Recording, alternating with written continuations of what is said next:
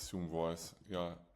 Hi everyone. As you can hear, by the way, if you have a question, I see you all from the side. Just raise your hand. Can someone raise your hand as a test? Cool, great. I don't see your faces, so perfect. I prepared a small guiding presentation, or I don't really know, more like a thing to follow along, so it's not too boring, because I know it's always nicer having lectures in person than over Zoom. So I try to make this as interactive as possible. In the curriculum, you will find as well an embed of this website with a few videos you can watch. These videos are to my LinkedIn, but LinkedIn videos, but you can find these videos as well on the internet. I'm Pius, or Pi. I introduced myself as Pi in Australia because I felt it was always easier, the introduction, than explaining people, oh, is it Pius or Pius? It doesn't matter, you can call me Pius, Pi, Pius. But today, it is important that I want to speak with you about entrepreneurship, a little bit about that, and how I successfully created startups and driving impact as an entrepreneur, but also in Canva and Facebook, in the growth teams there, and did all sorts of stuff.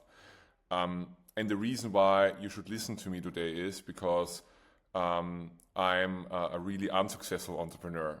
And I had many ventures. So I think as an entrepreneur, you always think about, oh yeah, you have all the things that are going well.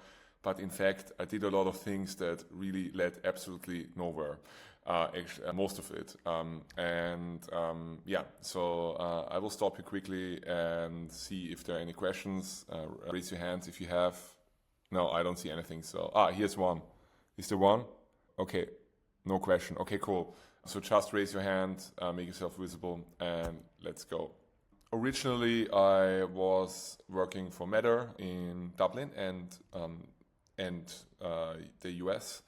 I started there, and then I got a visa to work in the US in the headquarters.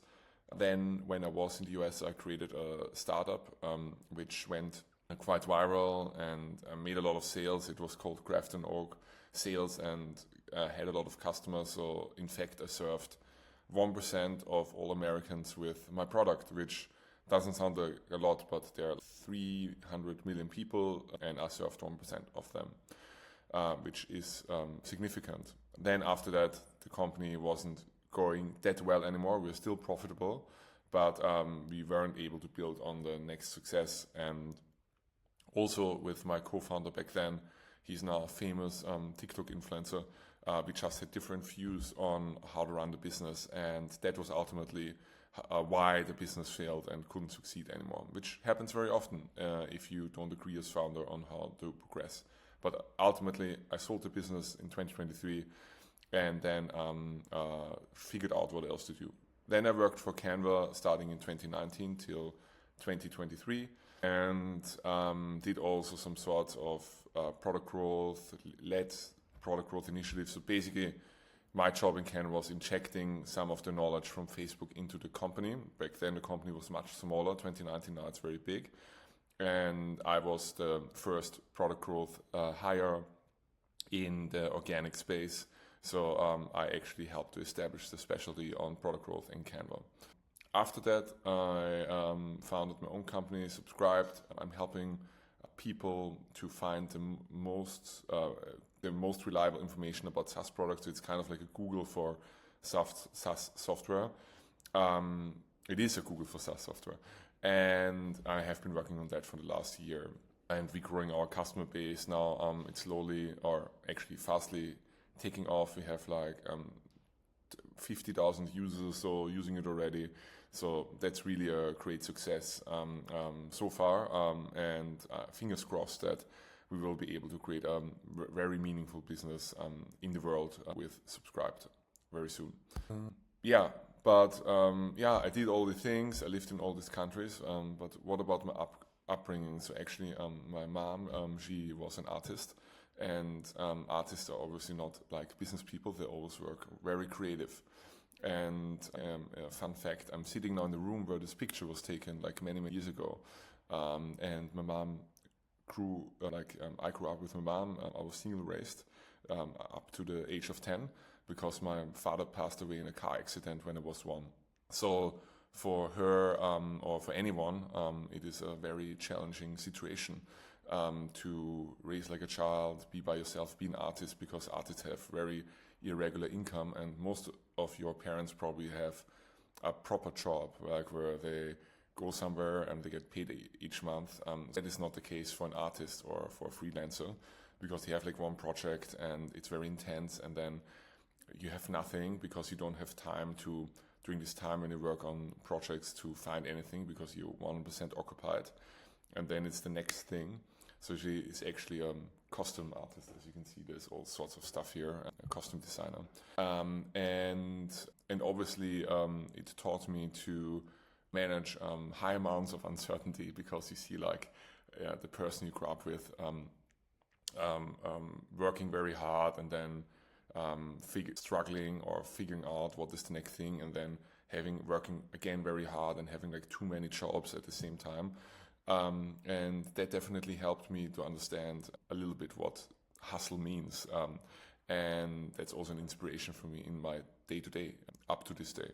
I don't know in your life who it is for you in your upbringing, but usually I would say, or at least for me, the early childhood memories were most forming on who I am today and how I do things, both in the positive but also in the areas where I still need to improve in my age.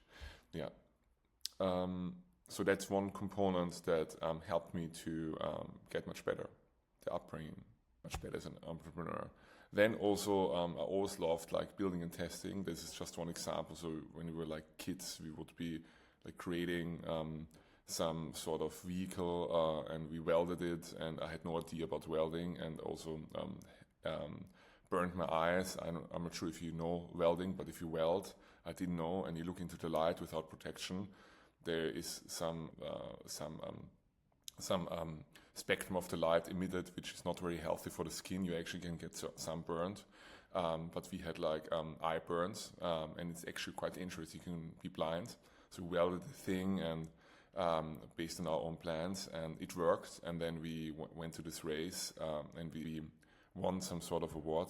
But the point here is that I really always enjoyed building, because here in the space of my mom as a kid, she always gave me like stuff to build, and it's actually physical building, I think, and that's very interesting, because today I think many people, many kids grow up with tablets and other like technology. I also love technology and computers, obviously, but I feel the physical doing is just enable different aspects in my brain that help me today to just think a little bit more outside of the box. And many parents, I think, don't understand how to give this to their kids, because they don't have access to that. But since my mom created like models and all of this, and I had access, luckily, to a lot of painting and physical and doing stuff, I feel like it allowed me to enable very different parts of my brain that made me creative in different ways. I know it sounds silly, but maybe when you think about which I believe is a key component of being a successful entrepreneur, sometimes it's really like just doing very different things that you're used to, and embracing them and spending time on it, like pottery or drawing, not just sitting in class and doing business stuff, or not reading business books, but reading like a novel. That's something I discovered recently. Yeah, but the point is, I always loved building and testing, and that's also very important for you as an entrepreneur to do that if you are considering becoming one. Here are some videos that I shared with you about entrepreneurship. The first one is from Arnold Schwarzenegger. He's Austrian like myself, so obviously I speak like him. So I like his quote, which is like, or his saying, to never have a plan B. And he also writes, or his editors, I'm not sure if it's him, he writes a really great newsletter, I find, where he speaks about bodybuilding and his life, and he has kind of a crazy life as an entrepreneur and movie star. Basically becoming first millionaire and then movie star, if you have read the book or watched the documentary on Netflix. But his thing is that don't have a plan B. So if you want to be employed after your studies, definitely have other employers you want to go to and have your schedule your interviews. And feel free to reach out to me if you want any tips on how to land your first job, like I did at Facebook after SAMS. I can share with you some tips, tricks, and insights that no one will share with you, but I can share with you that will definitely help you to succeed getting a job much better than anyone else. But Arnold Schwarzenegger particularly says, like, if you have a plan B, you always think about or don't really lean into the plan A option. And it's kind of true. So when I created my previous company, I always had this job at Meta. It was very comfortable. I had this other company which went very well. In fact, we made almost $1 million, like $980,000 revenue in our first year, while I had the job at Meta, and the margins were also good at around 40%. So both my co-founder and I, we made like $200,000 on the side while being employed in a really good company. So obviously that was really, really at the time, like making like so much money, and I was like, oh man, this is like awesome. But in fact, it actually harmed me.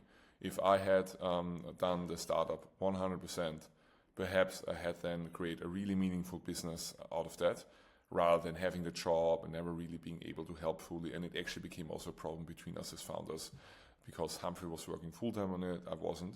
So for you, if you decide to become an entrepreneur, I really recommend that you don't do anything else for a period of time. Even though if it's hard, don't worry, you will figure it out. Like embrace the hardship, and that's something I learned now. I have been working 1 year on this journey, like being fully committed, like having no other option, and it really forced me to think very creatively. So for the last 9 to 10 months, the first 9 to 10 months, we didn't have any revenues. We were building a product, we were raising funds, raised a little bit of money.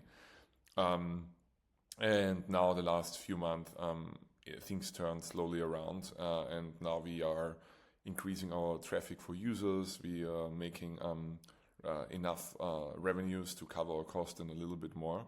So all of this isn't possible if you have a plan B. This is my coach on the right side. Her name is Becky Cooks. She has been working with me for 4 years. So always, if you become an entrepreneur, or if you decide to become more entrepreneurial, there's 2 things that are very important that people don't tell you. First, get a therapist. Therapy is really a very powerful tool to not only get better when you are bad, but also get much better in understanding yourself and become stronger mentally. That's the first thing. I do have a therapist. Many successful CEOs, even though if they don't say it, have therapists, because it helps them understand them better, their flaws, drawbacks, and also just simply manage very hard times. So if you have a job, don't stop investing in yourself with therapy. Like, first thing, it's really, really helpful. Also to get better, not only to fix the things that are broken.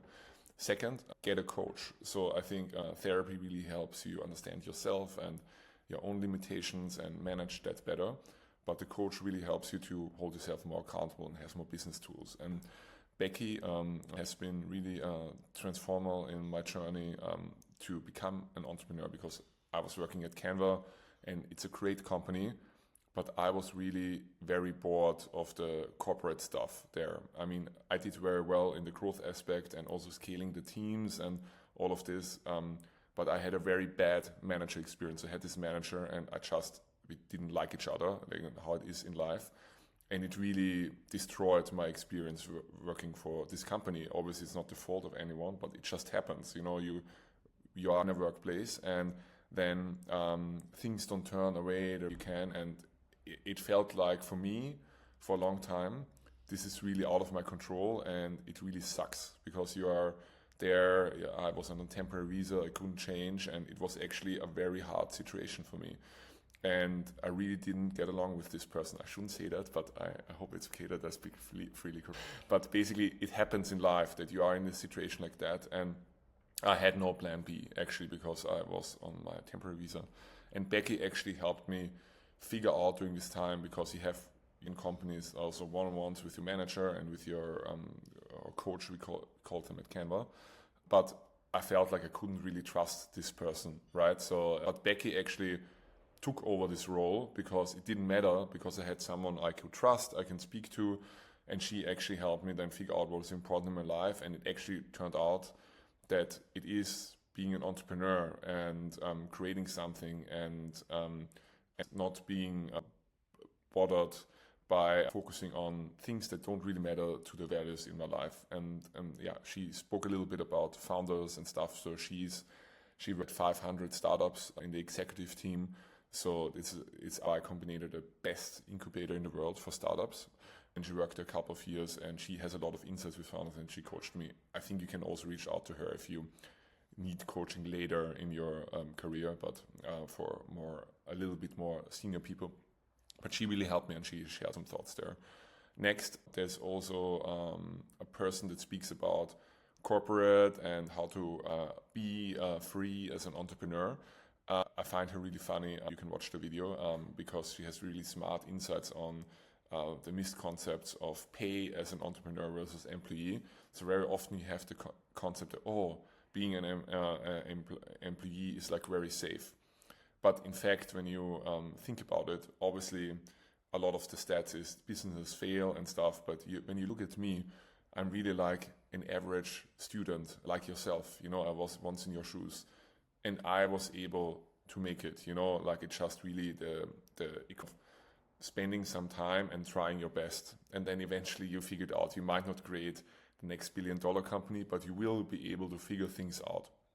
And she speaks about it that and you also have seen that in the last couple of years potentially, that there's lots of layers, lots of people are affected by it, from big companies that make billions of dollars of profit and still laying off to make sure that shareholders get more value, which is part of the capital system, unfortunately.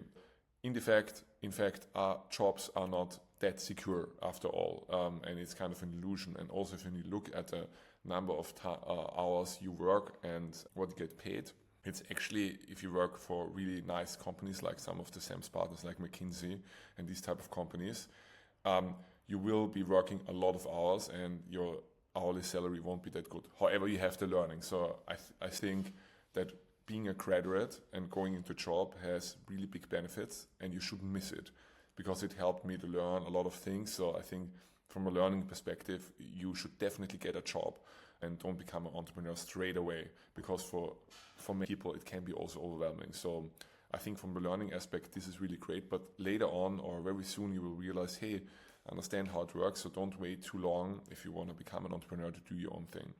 And then it's like the CEO from NVIDIA, maybe you have seen that, he also speaks about how people from great universities often feel entitled in their jobs.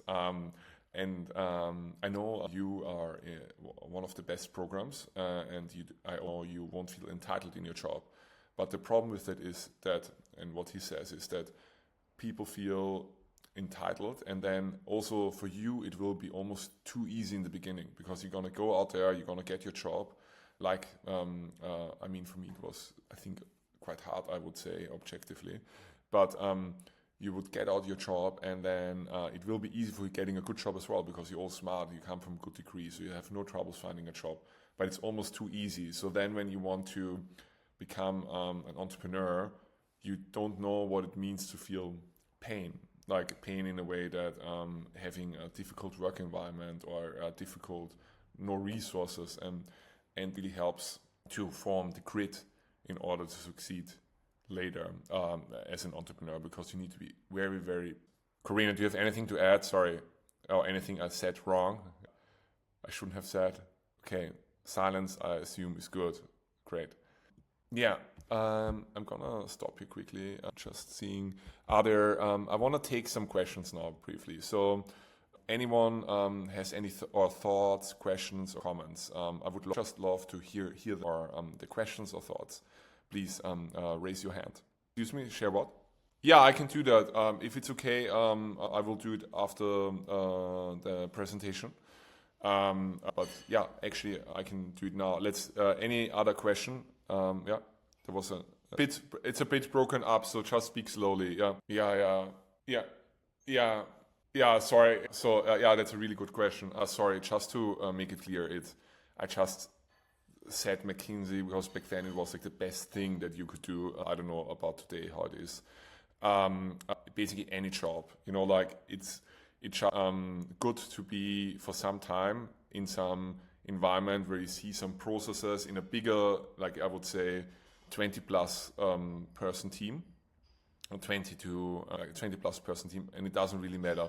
Maybe not too big, maybe not very big banks, so because there you see too little, like maybe like between 20 and I would say 1,000 people or so. Consulting companies are excluded from the people rule, I would say, because you work quite independently as service providers, because in consulting companies or agencies, you're selling your time as a person. Ultimately, that's the business model. So there you work in smaller teams, so they are kind of excluded of the rules of more than 50,000, more than 1,000 people, I would say. But yeah, basically any job will be great with a reasonable founder and structure to learn about it. Obviously, there will be some that might be borderline, not good employers. So don't do that. So if you have like a feeling, not a good feeling, or you hear like very negative things, don't go there. but definitely go anywhere, not just to McKinsey. Like anywhere you find it valuable. There's also very great smaller companies, especially now as the bigger ones are laid off, that are potentially like even better fits for young people to start. Yeah. Does it answer your question? Yeah. Thank you very much for bringing this up. Yeah. Okay. Any more question? Okay.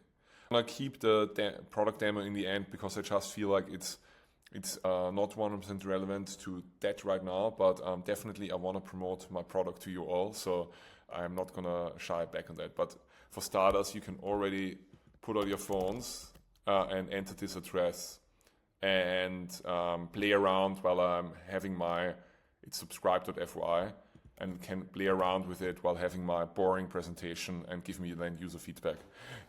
So yeah, I'm going to keep continuing the conversation.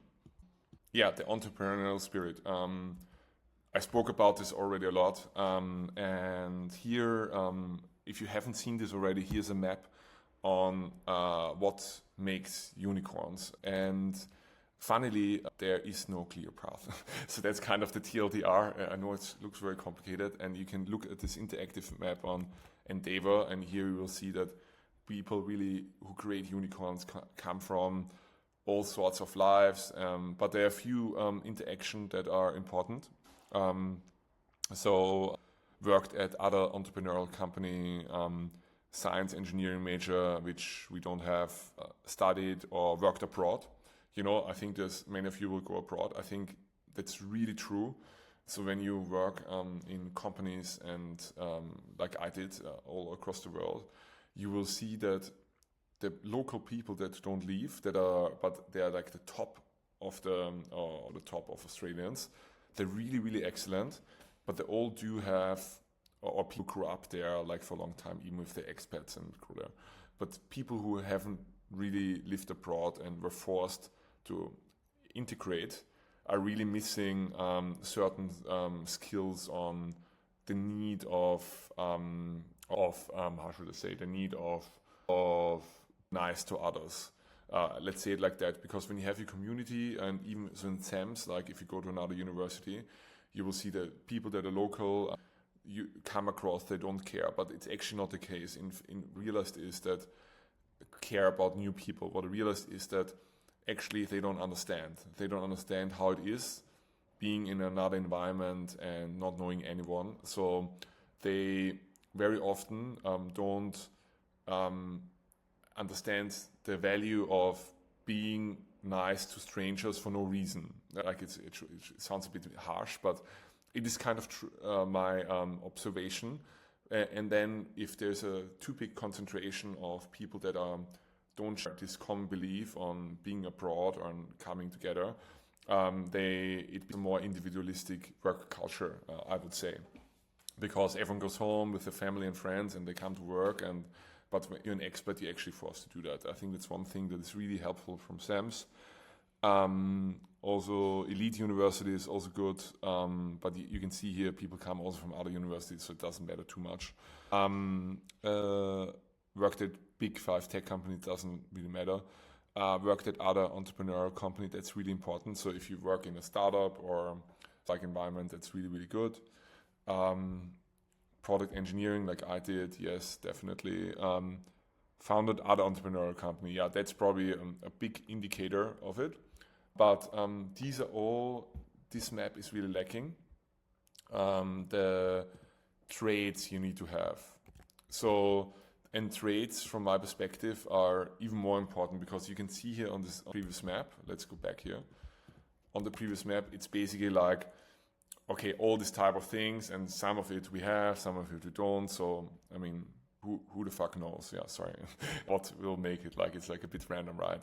But I think and that's my opinion, like maybe there's also some research around that. I saw this article there and it resonated with me from Forbes, is that there's three things. Like first, you need to have a clear vision, being very persistent, or you need to have a lot of grit, and working in a team. So I will break it down step by step on what I personally think about it. First, a clear vision. It is kind of true, but also not, because in the beginning of a company, no one really knows what the outcome is. You know, in hindsight, when you read the case studies about Airbnb, Canva, and all of these companies, it's always this beautiful story on how they did it in a garage and then they had this vision. But the reality is, in the moment, no one really knows what they are doing. And then in hindsight, it makes sense. It's like, if you look back in history, yeah, of course, it had to happen that way. But in the moment when Napoleon is in the battlefield, he doesn't really know why he's there, and it might be some personal thing. So, and I really believe that for all companies, it's really, really random. You know, like people work on something, they have this idea, and it can be like a feature idea that, I want to solve this problem about this chip, maybe like in video. It can be like a problem idea, like I want to solve this problem for human man to do X. And venture capitalists have like certain frameworks they love. I think the problem approach, but venture capitalists and investors, they are not building businesses. They don't know as well as the founders, and the founders just try to fit into the narrative that serves them, and we call it capital story. So I really believe the clear vision doesn't matter too much. Execution, on the other hand, against something that you have strategically thought through, is much more important, because with execution you will learn what works and what doesn't work, especially early on. There's also a big emphasis on strategy, and I believe strategy and vision often used interchanged. Strategy, in a way, what does it actually mean? Do you know anyone who tries not to be strategic? Probably not. So strategy is kind of also sometimes used as to make certain projects seem less important, but everyone tries to work on strategy. Everyone tries to do the right thing for the business in the right way. So everyone kind of does that. So I think the clear vision and strategy is directionally important, that you don't do something that is completely stupid. But generally, no one really knows what they are doing very early on. I believe so. Third, and that is something where my belief changed, working in a team. I really think that being a good human being and working respectfully with other people is quite important. Also, I believe when people are not respectful or in an unreasonable way, you have the right to push back and say something. Don't do that. I do that. So in the corporate setting, because in the corporate setting, sometimes people are unnecessarily not helpful, because the way corporates are designed, that they incentivize shareholder value, and they create sometimes in people strange behavior because they are insecure. I also have been in this position, so you basically have to do a project and you have the framework from the company and it doesn't really make sense, and then I act weird. But it also happens on a huge scale to many people, especially when you're new to a company. You need to prove yourself and you need to try to fit in extra. And then sometimes it creates unhelpful behavior to actually move things forward. So to me, working in a team, why do I mention that? So I think it's still important to treat everyone very respectfully in a team. But if you start a company, sometimes you need to, in the beginning, you actually need to be comfortable also to work by yourself. And also sometimes the team doesn't, or very often the team doesn't work out. Like especially in the beginning, you will have people coming, joining, and you need to be okay with that. So you will be, if it's your company, you will be the lifeblood, the person that holds it together, and people will come and go, and the team kind of exists but also doesn't exist. The team is really dependent on you. If you are the drive of that, or if you join a company early, it's probably not that important. So working in a team, it's very critical. But I also think it's today, or now with AI as well, and that's how my opinion changed more dramatically, is you can actually do much more as an individual. So working in a team doesn't become that important anymore. But there's one aspect that AI and technology can't replace, which is like having someone to be accountable with and just having a bit more fun at work if you work with a second person at least. So that's why it's still important. The one thing that is universal... Yeah, please, question? Okay. Yeah, the one thing I think that is very important is being very persistent. But that obviously goes in hand on being nice with the people around you, as nice as you can, and also having the vision and executing. But I think being very persistent is the one thing you need to do. And then if you are very persistent, it also comes along with you need to be positive, and with these other things that you need to have as an entrepreneur, you need to be positive, you need to be a team player, because you can only be persistent, you can only be a team player. If you are persistent, you need to be a team player, but if you need to keep trying, everything forms around it. So because as an entrepreneur, I need to try all the time, to succeed and move from A to B, like from no revenue to revenue, from no users to users, from no product to something designed and then evolved. So if you're not persistent enough with the resources you have, then you won't succeed. You won't anything meaningful. And I know very successful people from Canva who created a company with immense amount of funding, who are not able to, how should I say that? Who are not able to succeed very quickly, like so far, with the resources they have. Like some of them have millions of dollars of funding, and I think it is potentially because the things don't form around the persistency. For me, what works is everything forms around the persistency. So Mitch and I, we're like very persistent people, like almost like neurotic, I would say, and keep in the best way we can. And everything forms around it. The team, the vision, everything forms around persistency, but it's persistency first that works for us. And then everything around forms around it, I would say. Obviously, it also helps having all these other ventures that went very bad or didn't succeed before. But that's a different story. Any questions around that or comments? Things that you, what is your view on that? I want to hear it. Yeah, can you come to the front so I see you? Just because it's... great. What is your name? Bertha. That's a great question, Bertha. So,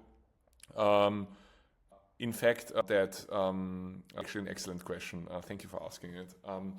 There's some literature I read which I can share with you, but what to me I had to do is to have the insights into myself. Like I do the therapy, I do the coaching. I think start with understanding yourself extremely well, like as good as you can. Most people can't describe the feelings they have in a single situation because it's a skill, that's how it starts. I think that's really how it starts with yourself. It sounds a bit esoteric, but trust me, if any one of you goes on this journey, and it's not understanding yourself like in some weird Bali movie or so. It's like actually understanding some frameworks about your own emotions. That's what I mean. And therapists can help you achieve that. And so that's the first part. You need to understand yourself as a person. The second, and especially you need to understand your limitations, not just your strengths. You need to know when it's enough, so you can avoid situations like this in the future. To me, it is community and feeling about myself, and also community, some sort of financial stability, and being fit. I like exercising, and and obviously the relationships that they are with my partner and with my family. Community is something I underinvested for a long period of time in my life, because I thought I'm gonna go to the studies and everything I do is studying, and I don't do anything else. Obviously, I love the community in SAMS and everything, but I thought like when I went to my workspace forced, I only have to work. But it didn't really work for me. So what I realized is every day, unconditionally, I do sport. Like today is an exception because it's 7 a.m. and it's early in Austria, in Vienna. But normally I wake up and the first thing I do is sport before I do anything else. And I need it because it's kind of setting the baseline of my engine in the day. And I do like classes and things like that. And that is also where the community comes in. I do now sports that have a community as well. I do like CrossFit or F45 and this type of stuff because it's very intense and I need it. And also I have then other people to have coffee with afterwards. So I basically solve these two aspects every day in my life. And that allows me to be very persistent, because it's literally for me only the physical exercise that is needed. And everything else is secondary. And then getting enough sleep, that's the other one. So exercise, community in the morning works for me very well. And then trying to go to bed at 9:30, 10 p.m. if I can. So you can get like 8 hours of sleep, 7.5 hours sleep, not less than 7, never less than 7, because I realized over a long period of time that I don't function that well.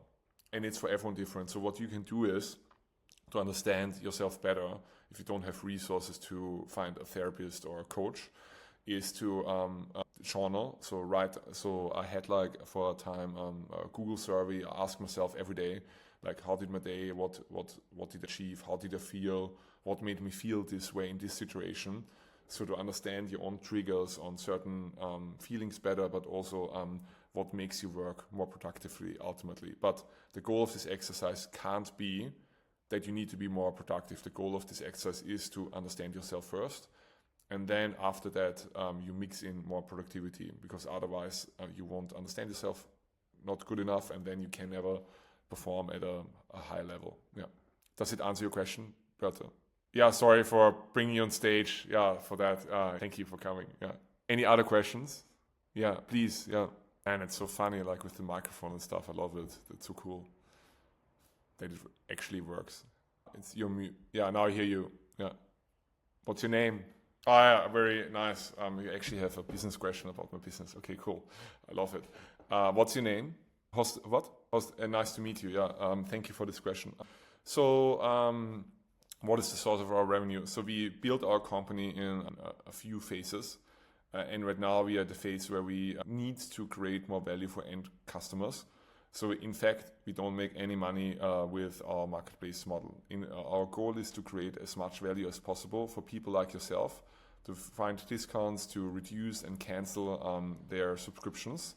And our aim is to be the most reliable platform in the world to find information about such products. So actually people come to us, like on Google, to find information about products.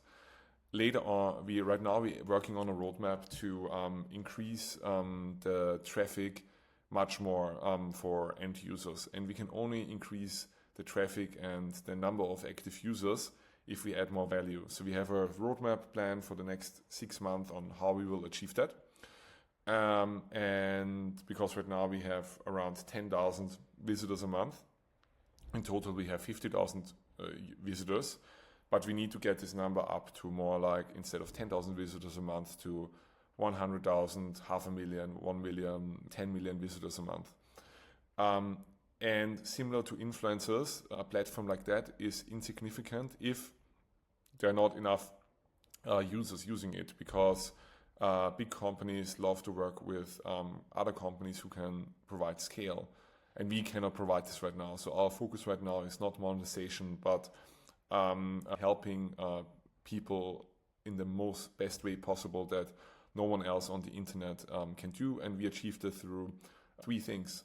First, we have a superior search experience, because our search experience is AI enabled and lightning fast compared to anyone else on the market, even mature players, because they build their technology much earlier, but we are building our technology in the API, so our search is quite superior and much better and more. We offer things that others don't offer, such as reduced cancellation guides, which others marketplace platforms don't offer, because they're already too close to the SaaS providers and therefore don't want to offer that to misconfort the commercial relationship they have with them. And then last, we are much faster in our products. So we have our own intellectual IP on doing our research.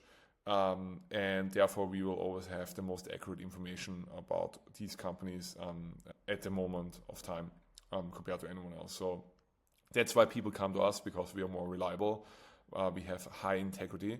And then later on, around the commercialization, we will be creating some sort of B2B subscription product where companies can subscribe at a very reasonable price that should be in all SaaS providers in the world. So for, I don't know, for $50 a month or so, you can have a profile like similar to Twitter verified profile or so, where they can customize then their page a bit more and stuff like that. But that will be the next step in the next couple of months, not right now, if this answers your question.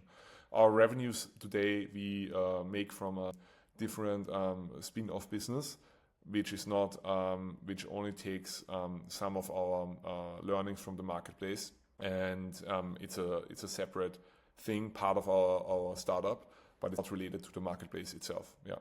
Yeah. And I cannot speak about the business because it's kind of like bespoke stuff. So yeah, I cannot speak about it in detail, unfortunately. Yeah, cool. Thanks. Cool. Great questions today. Wow, this is like the best class I ever spoke with. Yeah, so today I want expertise is about the business model canvas, design thinking, and also about creativity, testing the product. But I really don't understand all these aspects so well. So today I want to focus on creativity, testing the product. And yeah, most of the things I already spoke about today, so it will be a repetition, like being creative, the act of unobstruct from self and external imposed constraints. So that's very important, that when you are creative, you just have to do things that are uncommon for you. I don't know what it is. It's maybe it's doing a pottery class or doing things that don't fall in your usual habits. That will help you be creative. But I think the real thing is not following these steps, but it's about time. You need to spend time on something that you don't know the outcome. And that's the one common thing you have to do. So for example, I can't be creative if it's very night and I'm trying to force something. You need to have slept well and you need to feel good and spend time on that, like 1 or 2 hours potentially, to figure out what to do. So time is the secret, to be, at least for me. Then next, testing the product. You can see here, that's a very good example how, I'm not sure if you remember MySpace, but it was kind of still alive at the time of studies at SEMS when I graduated 2014. But basically Facebook took over just with going to market faster. And that's my big advice for you, that today it has never been easier than ever to create something. We have like all these no-code tools and ChatGPT. Now you can really create something very quickly. And also, there's no excuse for you to actually test it and bring it to market as well, because now you can create like a website and do that very quickly, and you shouldn't hesitate to test it. So my last suggestion is that don't waste your time, start building and testing. You actually don't have so much time. So this is like your life in weeks. Each rectangle is a week. And you will see here that you're somewhere here in this area here, but you actually don't have that much time left. So use your time wisely and don't hesitate to build and ask people for feedback for your product, even it feels stupid. But feeling stupid is not a big thing, that you don't have enough time in your life to actually achieve something really big and meaningful. And if anyone who can do it, it's going to be you, who are young and smart and driven. Don't waste your time to do that. Thank you. Cool. So who of you doesn't want to become an entrepreneur? Raise your hand. Doesn't want to be an entrepreneur. Cool. Yeah. So everyone wants to become an entrepreneur. I achieved my goal. No, I'm kidding. I'm just kidding. Obviously, entrepreneurship is not for everyone. So yeah, not everyone needs to become an entrepreneur. So that's also important. Yeah. So don't worry if you don't want to become one. It's okay. It's a lot of suffering. Cool. Bye. Anything else, Karina? Yeah, please. Yeah, I hear you perfectly. Sorry, can you repeat the first part again? I talked about what?